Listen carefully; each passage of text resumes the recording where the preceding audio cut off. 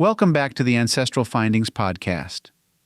Today, let's learn about the capital of the state of Wyoming.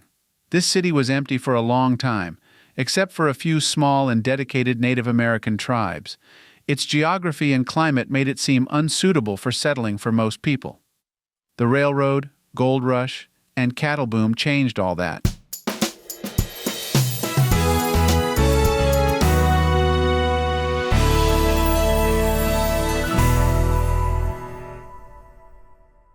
Cheyenne is the state capital of Wyoming in the United States. It is also the most populous city in Wyoming and the primary city in the Cheyenne Metropolitan Statistical Area. This area includes all of Laramie County and is the 354th most populous metropolitan area in the United States, with a population of about 92,000 people.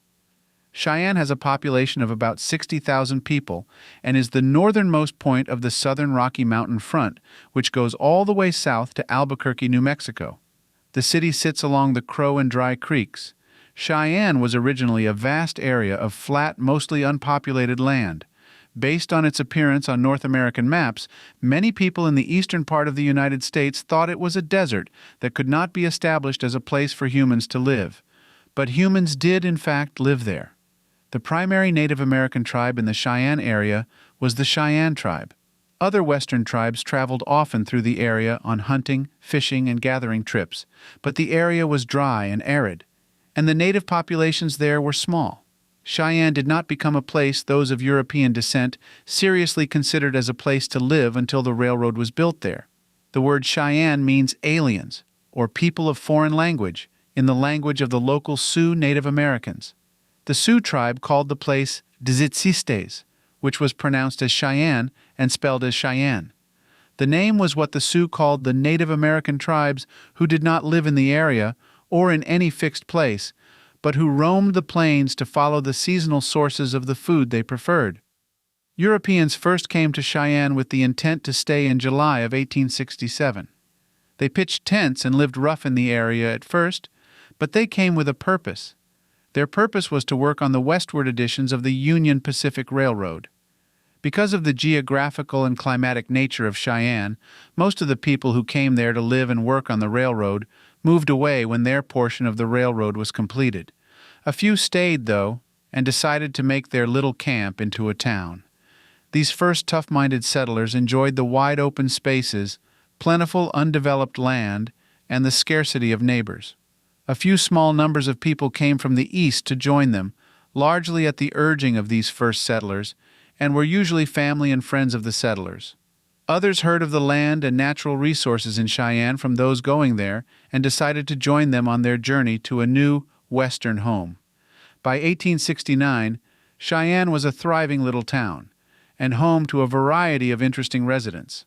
Early residents of Cheyenne included railroad employees, soldiers, and supply camp employees. The rough type of people who initially inhabited Cheyenne gave rise to the early form of Western entertainment that later became associated with the American Wild West. There were 5 theaters that put on variety shows in early Cheyenne, and half of the buildings in town were saloons. Burlesque performances at the theaters were a popular attraction, and the need for performers brought women who were looking for work and financial independence to town. Cheyenne was a rowdy place at first, but this phase, if its existence, did not last for long. Because the Union Pacific Railroad, which was, at the time, one of the most heavily used railroads in the country, went through Cheyenne, the caliber and class of the entertainment available in town went up. An opera house was built there in 1882, and it attracted some of the best-known opera singers in the world at the time. Circus troupes from famous groups performed in Cheyenne when they were on their way to San Francisco. Cheyenne became a popular stop for nationally known acts of all kinds. The city of Cheyenne grew and thrived, even more, when gold was discovered in 1875. It was found in the nearby Black Hills of South Dakota. The proximity of Cheyenne to the mines made it a perfect location for being an outfitting town for the miners. It was also a popular stopover point for people traveling from Oregon and California by stagecoach to the mines. Cheyenne went from a Wild West town to a gold rush boom town. It also became a huge town for cattle ranchers. The attraction for the cattle ranchers was the wide, open space available there, and the ease of transporting cattle to the city on the railroad. The cattle industry boomed in Cheyenne, and the early cattle ranchers there soon became wealthy. These wealthy cattle ranchers built luxurious mansions in Cheyenne and created a neighborhood for themselves and their stately homes that they called Millionaire's Row. They also built the elite and exclusive Cheyenne Club as a social club where they could mingle with each other without the rest of the riffraff of the town disturbing them. Cheyenne was a city that was born quickly out of nothing and easily bounced back from its occasional slumps of the economy. These incredible abilities earned Cheyenne the nickname of Magic City of the Plains. At the height of its maturity period, when the Wild West was mingling with high culture in Cheyenne at the same time, there were 40 mansions in town, an opulent hotel, and a wide variety of retail businesses there.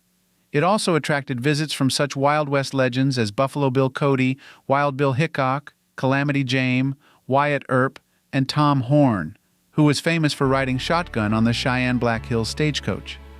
When Wyoming was admitted as the nation's 44th state in 1890, Cheyenne was selected as its capital.